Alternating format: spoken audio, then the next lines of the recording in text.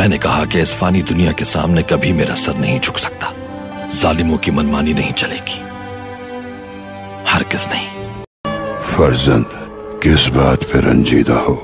क्या हुआ है? तमाम दरवाजे बंद हो रहे हैं, रास्ता नहीं नजर आ रहा कोई।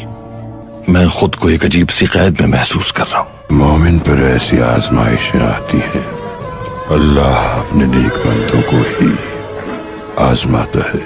सब्र करो, सब्र से तसव्वुफ के रास्ते खुलते हैं। सब्र से बेहतर कोई मुअल्लिम नहीं मिल सकता तुम्हें। सबसे बड़ी और सख्त आजमाइश वो नहीं जब हमारे अपने ही ज्यादती करते हैं हमसे। भूलना मत, हमारे पैगंबर पर सबसे ज्यादा जुल्म उनके चचा अबू लहब ने किया था,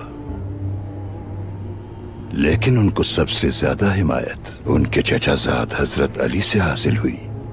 अल्लाह अपने मानने वालों को हजरत अली जैसा साथी नसीब करे। आमीन आमीन।